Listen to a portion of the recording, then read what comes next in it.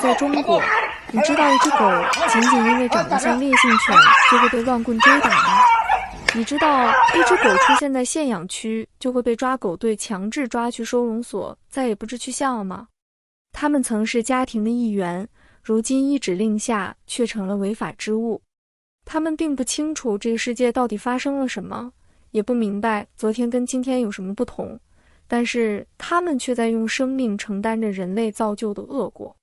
这不是个别悲剧，而是在中国正在上演的血淋淋的现实。政策的矛头为什么一次次指向了宠物？当局真的只是出于对公众的保护才来限制宠物犬的吗？养宠物跟低生育率到底有着怎样的联系？用书籍解读社会现象，用思考回应社会的变迁。大家好，欢迎来到流动书房。今天我们就来探讨一下，在低生育时代，中国当局为何执着于打压宠物的问题。虽然世界上已经有100多个国家制定了与反虐待动物相关的法律，但是中国在这方面还是一片空白，至今都没有一个统一的动物保护法。现行的动物保护主要集中在以下3个方面：一、对野生动物、珍稀濒危物种的保护，其主要依据是《中华人民共和国野生动物保护法》和《国家重点保护野生动物名录》。2、对畜禽动物的养殖、屠宰等环节进行的规范，其主要依据是《中华人民共和国畜牧法》。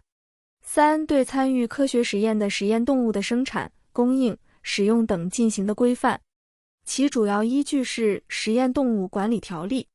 但是，在宠物的数量已经超过4岁以下的儿童总量的中国，专门针对宠物的保护法案却迟迟无法提上议程。2009年，全国人大首次提出起草动物保护法草案，但是至今未进入立法程序。2010年，由法学专家、国内外动物保护组织共同起草的反虐待动物法专家建议稿也未能得到立法部门的支持，这就导致了2个大的问题：治理层面的混乱，以及道德与责任的塌陷。一方面，在治理层面缺乏对宠物管理的具体规范，各地施行的管理制度杂乱不一，执法人员的行为缺乏切实的法理支持，行政口径紧张的时候就大肆搜捕违法宠物、流浪狗；行政口径放松时就睁一只眼闭一只眼。另一方面，在宠物经济日益盛行的当下，缺乏法律约束也导致了虐待动物、遗弃宠物事件频发。在法律地位上，宠物在中国社会仍被看作是私有财物，而不是具有情感与权利的生命。2023年至2025年间，打着城市治理的名义，西安、杭州、成都、郑州等地陆续强化对宠物犬的限养措施。这些限养公告基本上大同小异，主要集中在3个方面：限制、处罚与规范。限制针对特定犬种，如烈性犬、中大型犬，区域如多层住宅区、学校周边等。处罚违规养犬行为一般罚款500至2000元不等，部分城市规定屡教不改者没收犬只。规范要求办理犬证、植入芯片、体检等。其中最具有争议的是近期由陕西省西安市公安局限养犬管理办公室发布的重点限养区禁止饲养烈性犬和大型犬的公告。这份名单中，除了部分确实具有攻击性强的犬种，甚至包括了大量性格温顺、广受欢迎的宠物犬，如金毛、拉布拉多、萨摩耶、边牧、哈士奇，甚至包括中国本土品种中华田园犬。此公告一出，迅速引爆网络。除了对政策一刀切的质疑和嘲讽，更出现了大量禁止养宠与提高生育率相关联的评论。其中得到最广泛传播的评论是不让养狗，也绝对不会生孩子。这不是一句玩笑话，而是许多人真实而无力的抵抗。然而，这些评论已经遭到全网删除，只剩下了支持的声音。这不禁让人疑问，养宠物与不生孩子之间真的存在某种替代关系吗？是政策制定者为了提高生育率而转向打压生育替代品，还是我们真的想多了？宠物犬为何屡屡成为被打击的对象？为了理解这些现象背后的逻辑，我们不妨从宠物的社会功能以及亲密关系的政治化这两个角度来梳理一下宠物如何成为了政治的绊脚石。根据2025年中国宠物行业市场报告，当前的养宠群体呈现着年轻化、高学历化、高收入化的特点。从年龄结构来看，80后、90后以及00后构成了养宠主力。自2019年起，90后成为最大的养宠群体，其占比常年维持在50%左右。而自2023年起，00后养宠人迅速崛起，在短短2年间就已经占据养宠总人群的约30%。从学历分布来看，近年来养宠人群中高学历人群的占比持续上升。2024年大专以上学历养宠人的比例已经高达 92.5%， 成为了养宠人的绝对主力。从收入状况来看，虽然月收入4000元至9999元仍为养宠主流区间，但是自2022年以来，该区间及收入在4000元以下的养宠人占比持续减少，而月收入1万元以上的养宠人群的比例则在不断上升，如今已占总养宠人群的40%以上。然而，与这类人群伴随而来的是近年来中国社会最具争议的议题：年轻人的晚婚晚育、低结婚率、低生育率，甚至不婚不育。根据中国国家统计局的数据，2017年至2023年，中国的人口出生率连续7年下跌。2020年出生率首次跌破 1%， 进入无法维持自然更替的人口警戒线。2023年，这一数字更是降至 0.64%， 创下了自1978年有统计以来的最低纪录。但是，与不断下降的出生率和不断减少的新生儿相对应的是宠物数量的不断增加。据2025年中国宠物行业白皮书显示，2024年城镇宠物总量为12411只，较2023年增长了 2.1%， 其增长率远远超过人口出生率。其中，宠物犬数量为5258万只，较2023年增长 1.6%， 宠物猫数量为7153万只，较2023年增长 2.5%。高盛的调查报告也显示，2024年中国的宠物数量首次超过了4岁以下婴幼儿的数量，并且预测在2030年，宠物数量将接近婴幼儿的2倍。当不谈恋爱、不结婚、不生娃成为新一代年轻人的生活宣言时，一人一屋、猫狗双全的生活方式受到了90后和00后的广泛追捧，被视为是最理想的生活方式。新一代养宠人与上一代养宠人的养宠方式存在着巨大的差别。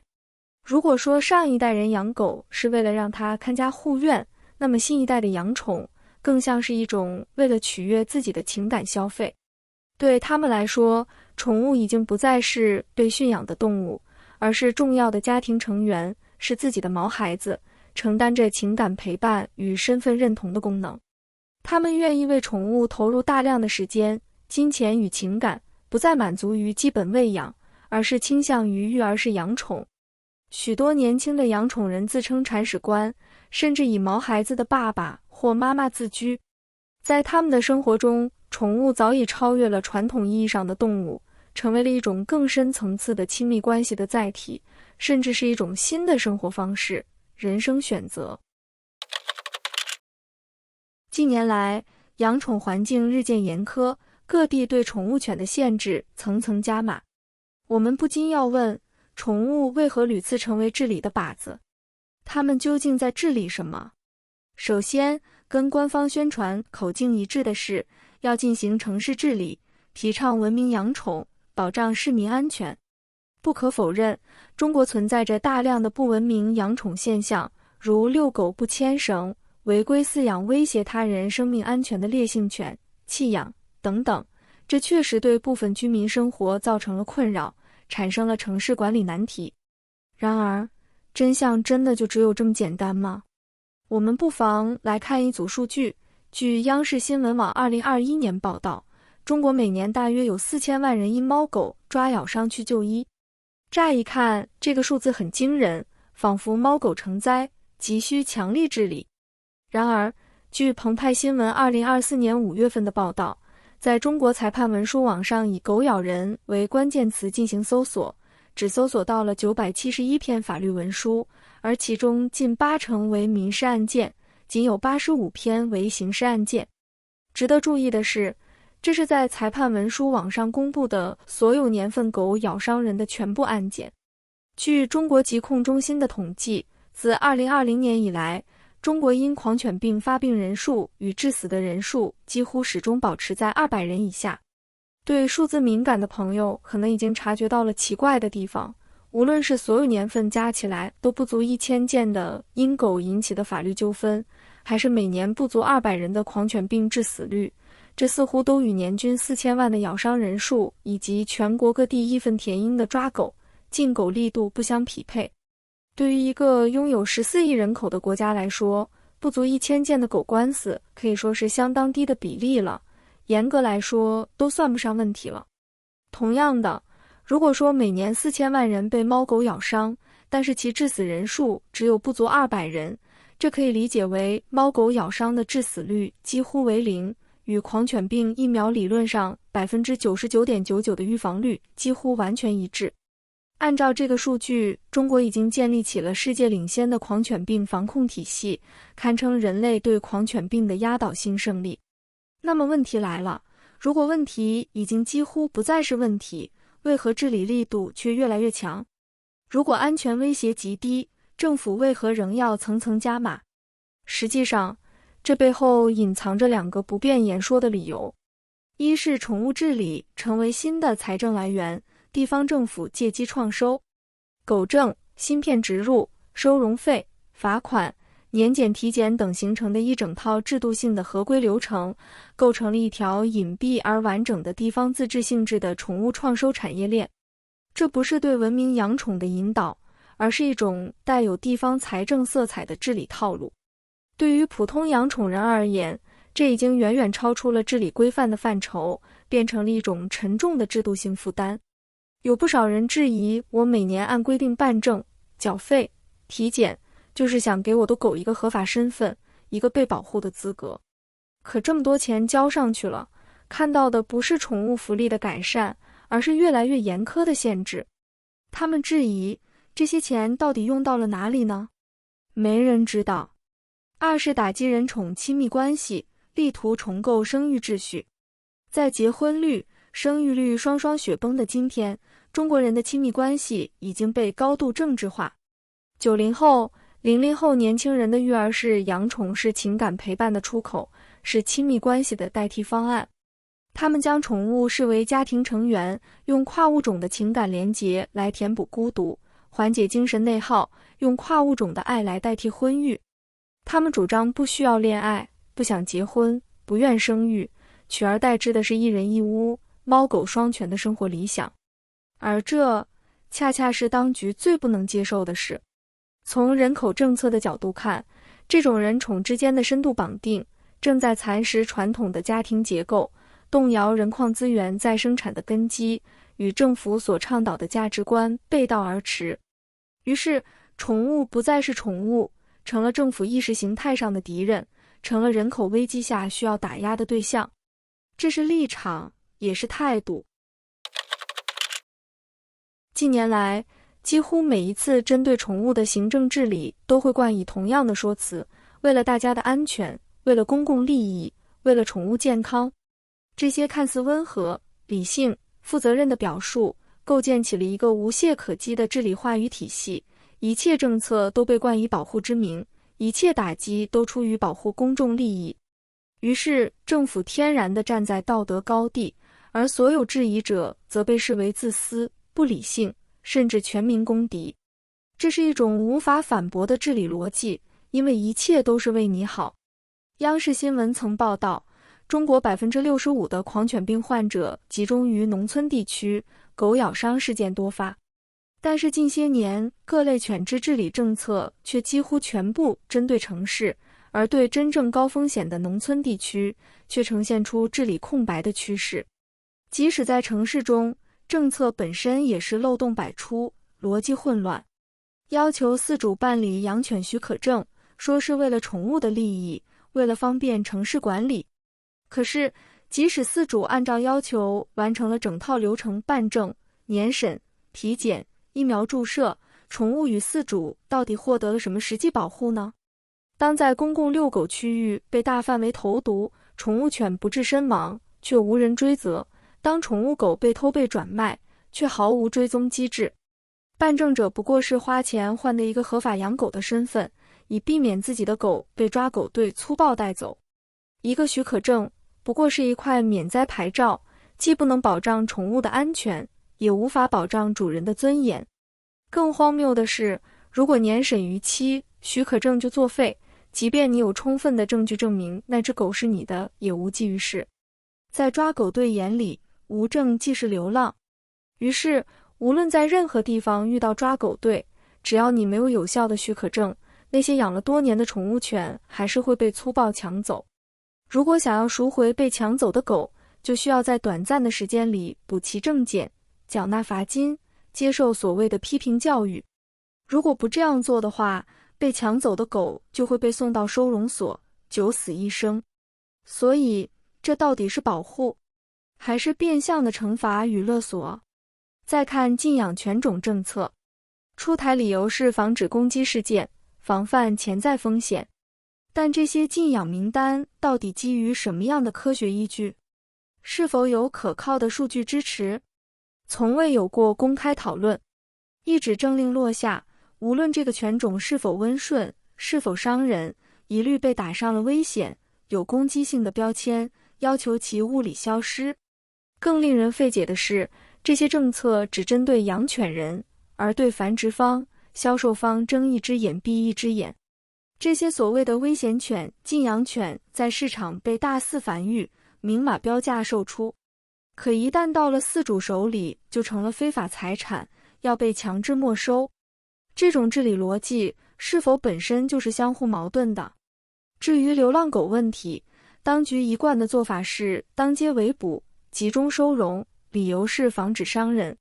可是他们宁愿花费巨额纳税人的税金去组建抓狗队、采购巡逻车，也不愿出台一部真正意义上的动物保护法，去规范养宠责任，从源头上堵住弃养，从根本上解决流浪狗的问题。如果说收容是为了构建文明城市，保障流浪动物的基本生存，让它们免遭虐待的话，对他们来说也不失为一个好的归宿。但实际上，一旦进入收容所，无论是流浪狗还是被抢夺、罚没的家养犬，几乎就走上了一条不归路。最终不是被无害化处理，就是被转卖至狗肉黑市。那是阳光照不进去的地方，无比惨烈的集体死亡就是终点。前面我们已经详细探讨了中国年轻一代的人宠关系和低生育率之间的关联，也梳理出了当局不断出台限宠令的真正动机。从西安到杭州，从成都到郑州，各地密集推出限制政策，几乎是在宣告一个严峻的现实：中国的人口危机已经严重到连一只狗都无法容纳的地步了。那个时代还未曾远去，那些记忆也并未真正被抹除。那些在计划生育年代被强制剁掉的婴孩的冤魂，那些在夜里被破门而入的家庭，那些为了保住一个胎儿而东躲西藏、惶惶不可终日的母亲，那些一夜之间被推倒的房屋、被夺走的土地，那些掏空3代的积蓄却不得不住进烂尾楼的普通人。他们或许沉默了，那些故事也被历史尘封了，但他们的创伤，他们的恐惧却在权力的触角不能触及的地方生了根、发了芽，凝结成了一股穿越时空的力量。断崖式下跌的出生率，集体躺平又不婚不育的年轻人，把钱存在银行也不去消费的普通人，全都是那段过往，那些创伤，那些沉默在今天的回响。我们都很清楚，中国是如何在短短的数十年间，从一个拥有着绵延千年的多子多福文化根基的社会，走向了前所未有的集体性自我绝种状态。从前控制子宫，现在控制情感。他们所要打击的从来都不只是一只狗，而是那些撑起单身、撑起不婚不育生活方式的新型亲密关系。因为在当局看来，不听话的感情是一种威胁，不受控制的关系是一种风险，不婚不育的年轻人是有病，是脱轨，是需要治理的对象。所以，亲密关系必须被重塑，情感轨道必须被校准，年轻人必须被重新规训。流动书房，一本书，一段观察，一次思辨。欢迎点赞、收藏、订阅来支持我们的节目。下期节目再见。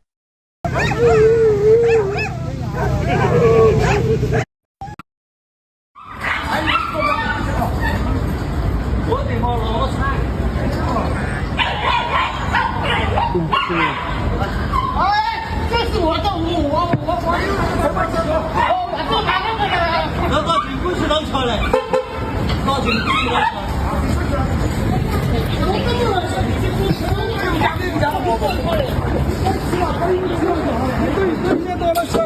我不能够过去，你跟我到底我的也不要到警官了，看个那警官去捞去，我们也没办法。你搞你搞赢钱了，好嘞，不会打你的。那原来我